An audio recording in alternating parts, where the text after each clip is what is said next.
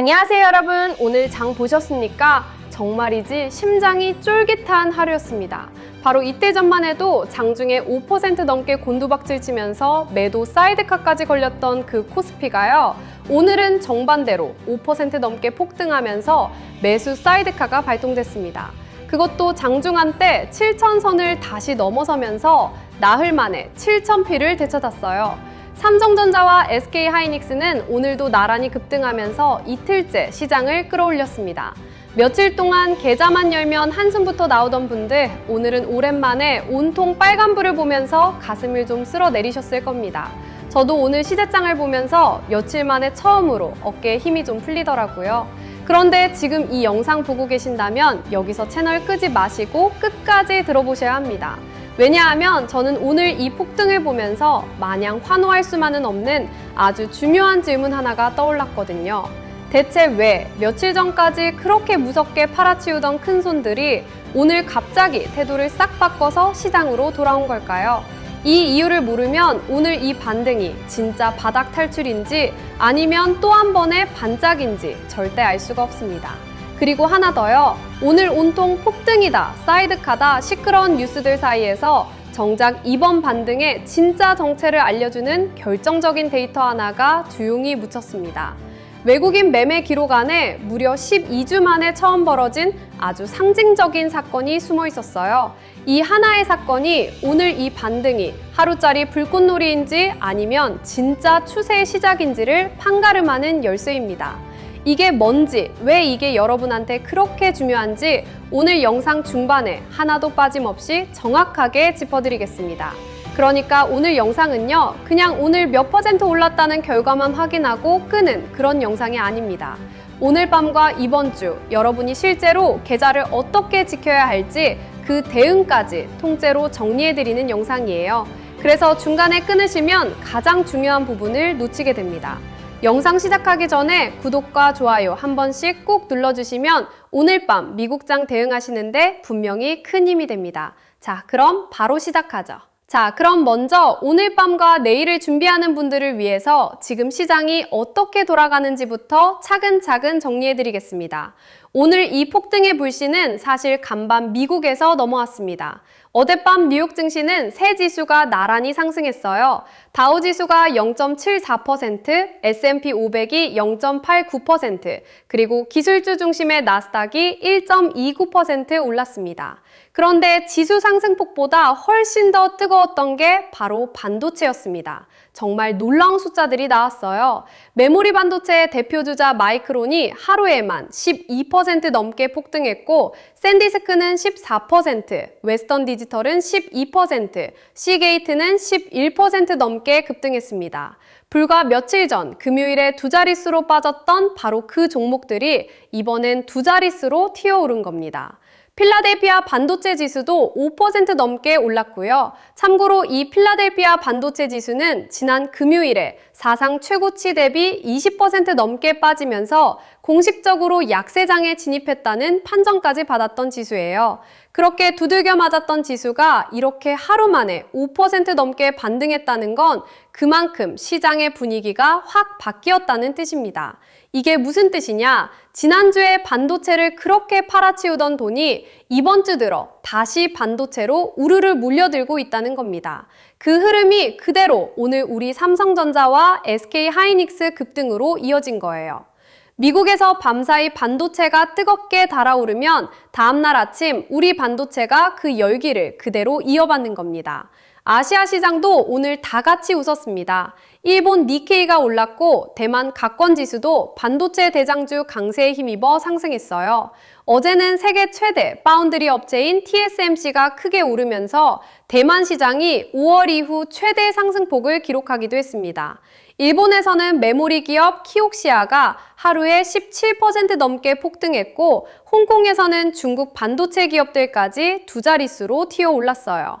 그러니까 오늘의 이 반등은 우리나라만의 이야기가 아니라 아시아 전체 반도체가 다 같이 손잡고 튀어오른 글로벌 반등이었다는 겁니다. 여기에 중동을 둘러싼 지정학적 긴장이 조금씩 완화될 거란 기대까지 더해지면서 아시아 전반에 위험 자산을 다시 사자는 분위기가 살아난 거죠. 환율도 그동안 1,470원대까지 밀렸던 원달러가 조금씩 안정을 찾아가는 모습입니다. 자, 그러면 오늘 밤과 내일 우리가 뭘 봐야 하느냐? 딱 하나만 기억하세요. 바로 알파벳, 구글의 실적 발표입니다. 우리 시간으로 사실상 오늘 밤에서 내일 새벽 미국장이 끝난 뒤에 알파벳의 성적표가 공개됩니다. 이걸 시작으로 테슬라, 인텔, 그리고 마이크로소프트와 메타, 애플까지 이번 주에 초대형 기술 기업들의 실적이 줄줄이 쏟아져요. 이들이 바로 AI 시대의 진짜 큰손, 이른바 하이퍼스케일러들입니다. 그럼 알파벳 실적에서 대체 뭘 봐야 하느냐? 매출이나 이익 숫자 그 자체보다 훨씬 더 중요한 게 하나 있어요. 바로 설비 투자 계획, 흔히 캐펙스라고 부르는 겁니다. 쉽게 말해 구글이 앞으로 AI를 위해 돈을 얼마나 더 쏟아붓겠다고 하느냐 이거예요. 여기서 투자를 더 늘리겠다는 신호가 나오면 그 돈의 상당 부분이 결국 데이터 센터에 들어가는 메모리 반도체를 사는 데 쓰입니다. 그럼 삼성전자한테는 그대로 호재가 되는 거죠. 반대로 이제 좀 아껴 쓰겠다는 뉘앙스가 나오면 메모리 수요 기대가 꺾이면서 오늘의 이 반등에 찬물을 끼얹을 수도 있습니다. 그러니까 오늘 밤 여러분이 봐야 할 건 알파벳이 돈을 얼마 벌었냐가 아니라 앞으로 얼마를 쓰겠다고 하느냐, 바로 이 한 가지입니다. 다만 하나 미리 짚어둘 게 있어요. 오늘까지 코스피에서 무려 4일 연속으로 사이드카가 걸렸습니다. 이틀 전엔 급락으로, 어제와 오늘은 급등으로요.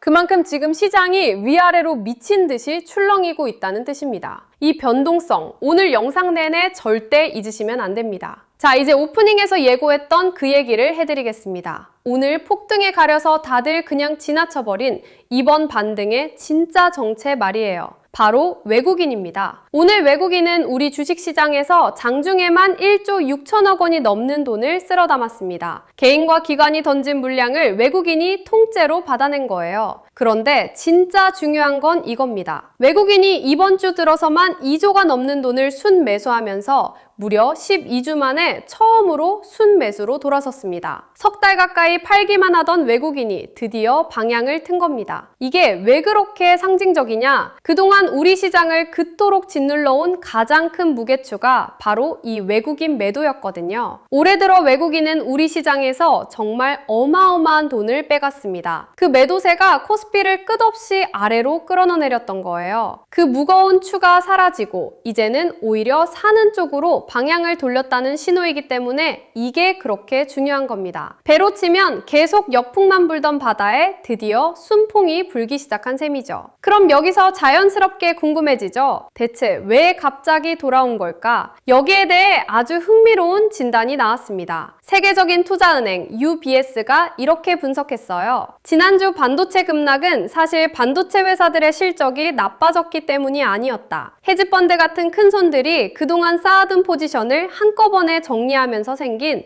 일종의 수급 충격이었다는 겁니다. 쉽게 말하면 회사가 잘못한 게 아니라 큰 손들이 자기들 사정으로 한꺼번에 물량을 던져서 주가가 빠진 거란 얘기예요. 그리고 그 던질 물량이 이제 상당 부분 소진됐다고 봤습니다. 팔 사람은 거의 다 팔았다는 거죠. 팔 사람이 다 팔고 나면 이제 남는 건 사려는 사람뿐이고 그래서 주가가 방향을 트는 겁니다. 또 다른 투자은행 모건 스탠리는 아예 코스피가 바닥에 근접했다면서 목표 지수를 9,000으로 유지했습니다. 여기에 반도체 업황 자체를 밝게 보는 소식도 잇따랐어요. 엔비디아의 차세대 AI 서버 플랫폼이 양산 단계에 들어가 고객사에 공급되기 시작했다는 소식이 나오면서 AI 투자가 둔화되는 것 아니냐는 걱정을 크게 덜어줬습니다. 게다가 최근 화제가 된 어떤 AI 모델이 어마어마한 용량의 메모리를 필요로 한다는 분석까지 나오면서 HBM이나 서버용 B램 같은 고성능 메모리 수요가 더 커질 거란 기대가 살아났어요. 여기서 HBM이 뭔지 잠깐만 짚고 갈게요. HBM은 쉽게 말해 AI 반도체에 딱 붙어서 어마어마한 데이터를 순식간에 주고받게 해주는 초고성능 메모리입니다. AI가 똑똑해질수록 그리고 다루는 데이터가 커질수록 이 HBM이 더 많이, 더 좋은 게 필요해져요. 그리고 이 HBM 시장을 사실상 삼성전자와 SK하이닉스가 세계에서 앞서 이끌고 있습니다. 그러니까 AI가 발전하면 할수록 우리 두 회사한테 돈이 흘러들어오는 구조인 거예요. 그러니까 지금 벌어지는 일을 한 문장으로 정리하면 이렇습니다. 큰손들이 던진 물량은 끝나가고 반도체 수요 기대는 다시 살아나고 그래서 외국인이 12주 만에 돌아왔다. 이게 오늘 폭등의 진짜 정체예요. 실제로 오늘 시장에서는 그동안 강했던 다른 업종에서 반도체로 돈이 다시 우르르 몰려드는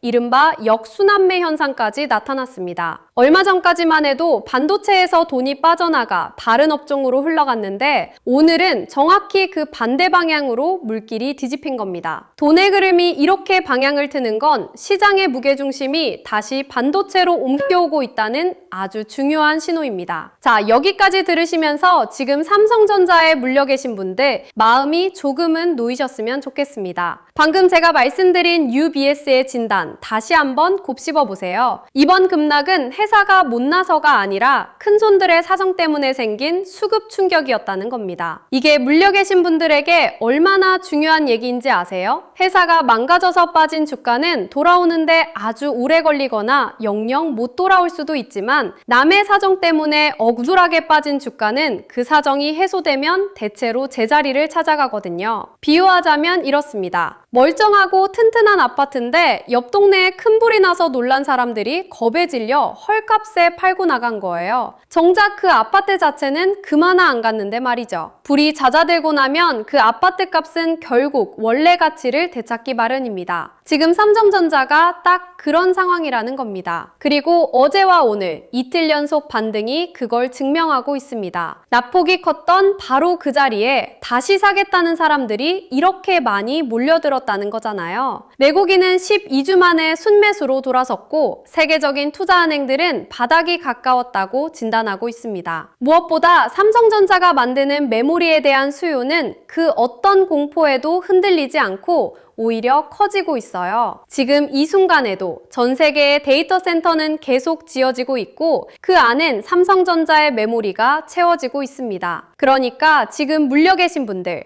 회사가 무너져서가 아니라 시장이 잠깐 겁을 먹어서 빠졌던 거라는 걸 꼭 기억하셨으면 좋겠어요. 주가는 공포로 출렁이지만 회사의 실력과 업황은 그 공포와 상관없이 제 갈 길에 갑니다. 생각해보세요. 이번 하락의 원인이 삼성전자가 반도체를 못 팔아서였나요? 아니죠. 저 멀리 중동의 지정학 리스크, 그리고 헤지펀드들의 자금 사정, 삼성전자와는 아무 상관도 없는 남의 집 사정 때문이었습니다. 정작 삼성전자는 앞서 좋은 실적을 내놨고 메모리 수요는 커지고 있어요. 회사는 멀쩡한데 주가만 놀라서 빠졌던 거고 오늘 그 오해가 조금씩 풀리기 시작한 겁니다. 다만 한 가지, 아직 완전히 마음을 놓기엔 이릅니다. 시장의 공포를 나타내는 변동성 지수가 여전히 아주 높은 수준이고 사흘 연속 사이드카가 말해주듯 시장은 여전히 위아래로 크게 출렁이고 있으니까요. 게다가 오늘 밤 알파벳 실적이라는 큰 산이 하나 남아 있습니다. 그래서 안심은 하되 방심은 하지 말자는 겁니다. 여기서 잠깐 여러분께 여쭤보고 싶습니다. 지금 이 영상 보고 계신 여러분은 삼성전자 평단가가 얼마쯤 되시나요? 어떤 분은 오늘 반등으로 이미 웃고 계실 테고 어떤 분은 아직 한참 갈 길이 머실 겁니다. 댓글에 여러분 평단가를 살짝 남겨주세요. 저는 이 댓글들을 정말 하나하나 눈으로 읽습니다. 여러분이 지금 어느 자리에서 어떤 마음으로 버티고 계신지를 알아야 제가 드리는 이야기도 더 정확해지거든요. 혼자 끙끙 앓지 마시고 같은 배를 탄 사람들끼리 여기 댓글에서 서로 처지를 확인하고 위로도 주고받으셨으면 좋겠습니다. 자, 그런데 제가 왜 오늘 이렇게 오른다, 빠진다, 반정하지 않고 자꾸 대비하자는 말만 반복하는지 그 이유를 솔직하게 말씀드릴게요. 사실은 제 부끄러운 과거 얘기입니다. 저도 한때는 이런 요동치는 장에서 돈을 참 많이 잃었습니다. 특히 지금처럼 하루는 폭락, 다음 날은 폭등, 이렇게 시장이 미친 듯이 출렁일 때요. 어떤 날은 시장이 무섭게 빠지니까 더 빠질 것 같은 공포에 계좌를 다 정리해서 팔아버렸어요. 그런데 참 신기하게도 제가 다 팔고 나면 바로 다음 날부터 시장이 튀어오르더라고요. 그럼 이번엔 또 못 참고 오르는 걸 뒤늦게 쫓아가서 비싼 값에 다시 샀습니다. 그러면 또 그 순간부터 시장이 빠지고요. 제가 팔면 오르고 제가 사면 떨어지는 그 지긋지긋한 일을 이런 변동성 장세에서 몇 번이나 반복했는지 모릅니다. 나중엔 제 계좌만 시장이랑 정반대로 움직이는 것 같아서 내가 무슨 저주라도 받았나 싶었어요. 그러다 어느 순간 깨달았습니다. 제가 돈을 잃은 진짜 이유는 시장을 예측하려고 했기 때문이었어요. 오늘 오를지 내릴지를 맞히려고 하니까 매번 그 순간의 공포와 탐욕에 휘둘려서 하필 최악의 자리에서 결정을 내렸던 겁니다. 그날 이후로 저는 예측하는 걸 완전히 그만뒀습니다. 대신 대비하기 시작했어요. 시장이 오르면 이렇게, 빠지면 이렇게, 옆으로 기면 이렇게 모든 경우를 미리 정해두는 방식으로 바꿨습니다. 그랬더니 신기하게도 어떤 날 사이드카가 걸리든 말든 손이 떨리지 않게 됐어요. 이미 다 정해놨으니까요. 마음이 편해지니까 오히려 판단이 더 정확해지고 계좌도 그때부터 서서히 달라지기 시작했습니다. 돌이켜보면 돈을 잃던 시절에 저는 늘 시장을 이기려고 했습니다. 오늘 시장이 어디로 갈지 나만 알아맞히면 돈을 벌 수 있다고 믿었던 거죠. 그런데 지금의 저는 시장을 이기려 하지 않습니다. 그저 시장이 어느 쪽으로 가든 살아남는 데만 집중해요. 그 작은 생각의 차이가 제 계좌를 완전히 바꿔놨습니다. 그래서 오늘 여러분께도 이 얘기를 이렇게까지 힘줘서 드리는 거예요. 특히 지금처럼 시장이 미쳐 날뛰는 장에서는 예측하는 사람이 아니라 대비한 사람이 살아남습니다. 그래서 지금처럼 사흘 연속 사이드카가 걸릴 만큼 변동성이 극심하고 게다가 오늘 밤엔 알파벳 실적이라는 초대형 변수까지 기다리는 이 상황에서 제가 여러분께 꼭 드리고 싶은 게 있습니다. 복잡하게 빙빙 돌려 말하지 않고 딱 바로 말씀드릴게요. 핵심은 이겁니다. 시장은 아무도 예측할 수 없습니다. 오늘 밤 알파벳 실적이 좋게 나올지 나쁘게 나올지, 그래서 내일 삼성전자가 더 오를지 다시 빠질지 저도 여러분도 그 누구도 미리 맞힐 수 없어요. 그래서 우리는 예측하려고 애쓰는 대신에 시장이 어느 방향으로 흘러가든 다 대응할 수 있게 미리 준비를 해둬야 합니다. 그래서 제가 아예 어느 쪽에 와도 흔들리지 않도록 대응군을 통째로 만들어놨습니다. 두 가지 자료로 준비했어요. 첫 번째 자료는 오늘 밤 실적 발표 이후 삼성전자가 갈 수 있는 세 갈래 길에 대한 시나리오입니다. 첫째, 알파벳이 어닝 서프라이즈를 대고 AI 투자를 더 늘리겠다고 하면서 주가가 위로 더 뚫고 오르는 경우, 이때는 추격 매수의 욕심을 어떻게 다스리고 어디까지 따라가야 하는지. 둘째, 실적이 기대에 못 미치거나 변동성이 다시 폭발하면서 아래로 빠지는 경우, 이때는 손절이냐 버티기냐 아니면 오히려 분할로 담을 자리냐. 셋째, 이도저도 아니게 위아래로 지지부진 횡보하는 경우, 이때는 어떻게 마음을 다스리고 비중을 관리할지. 이 세 가지 각각에 대해서 그러면 나는 구체적으로 무엇을 해야 하는지를 상황별로 정리해 놓은 자료예요. 오르면 오르는 대로, 빠지면 빠지는 대로, 옆으로 기면 기는 대로 어떤 상황이 와도 당황하지 않게 해요. 두 번째 자료는 과거 급락 차트 사례 매칭입니다. 지금 여러분이 겪고 있는 이 급락과 급반등, 그리고 사흘 연속 사이드카까지 걸리는 이 요동치는 모양이 과거 어떤 국면과 가장 닮았는지를 찾아서 나란히 대조해보는 자료예요. 삼성전자도 코스피도 이렇게 크게 빠졌다가 튀어오르는 국면을 지난 수십 년간 수도 없이 겪었습니다. 그때마다 어떤 신호가 나왔을 때가 진짜 바닥이었고 어떤 모양일 때 다시 무너졌는지가 차트에 고스란히 기록돼 있어요. 역사가 토시 하나 안 틀리고 반복되진 않아도 비슷하게 운율을 타는 경우는 정말 많거든요. 이걸 보면 지금 내 자리가 어디쯤인지, 지금이 팔 자리인지, 버틸 자리인지 감을 잡는 데 큰 도움이 됩니다. 받아보시는 방법은 어렵지 않습니다. 이 영상 댓글에 여러분이 지금 들고 계신 종목 이름과 평단가를 함께 남겨주세요. 삼성전자뿐만 아니라 SK하이닉스든 코스피, 코스닥 어떤 종목이든 다 준비해뒀습니다. 종목과 평단가를 남겨주시면 그 종목이 과거 어느 급락 차트의 어느 지점과 닮았는지 대조해서 세 갈래 시나리오와 함께 정리해서 전해드리겠습니다. 그리고 미리 안심시켜드릴 게 하나 있어요. 자료를 정확하게 전해드리는 과정에서 제가 직접 전화를 드리는 경우가 있을 수 있습니다. 요즘 워낙 이상한 리딩방이나 스팸이 많다 보니 모르는 번호는 다들 경계하시잖아요. 그래서 미리 말씀드리는 거예요. 혹시 모르는 번호로 전화가 오더라도 어디처럼 유료 리딩방에 들어오라거나 돈을 넣으라는 그런 전화가 절대 아니니까 놀라지 마시고요.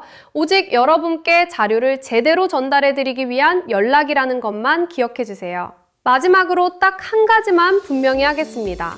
이 자료는 이렇게 될 거다라는 예측이 절대 아닙니다. 어느 쪽이 와도 흔들리지 않기 위한 대비책이에요.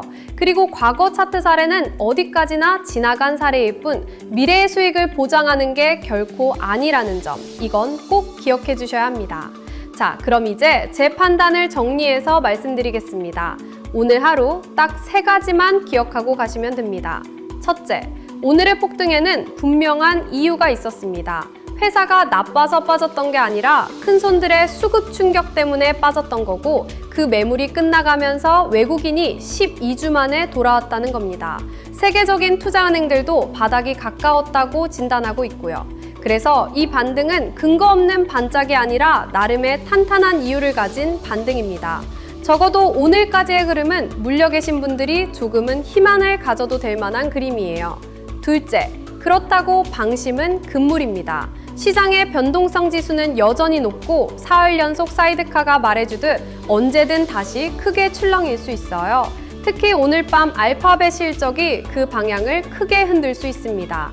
남의 나라 실적이 아니라 내 삼성전자 얘기라고 생각하고 지켜보셔야 합니다. 셋째, 그러니 예측하지 말고 대비하세요. 알파벳 실적이 잘 나올 때, 못 나올 때, 애매할 때 각각 어떻게 할지를 미리 정해두면 오늘 밤 어떤 뉴스가 나와도 여러분 손은 떨리지 않습니다. 판단은 예측이 아니라 대비해서 나옵니다. 돌아온 반도체의 시간, 그리고 돌아온 외국인. 분명 반가운 신호지만 진짜 승부는 지금부터입니다. 오늘 밤 미국장과 알파벳 실적, 그리고 이번 주 내내 이어질 실적 시즌. 쉽지 않은 한 주가 되겠지만 준비된 사람에게는 이 변동성이 위기가 아니라 오히려 기회가 될 수 있습니다. 겁먹고 도망친 사람은 바닥에서 팔고, 준비한 사람은 그 자리를 지켜냈다는 걸 저는 지난 수많은 하락장에서 몇 번이고 봤어요. 여러분은 오늘 이 영상으로 이미 절반은 준비하신 겁니다. 저는 다음 영상에서 시장이 어느 쪽으로 움직였든 또 냉정하게 짚어드리겠습니다. 그럼 오늘도 성투하십시오.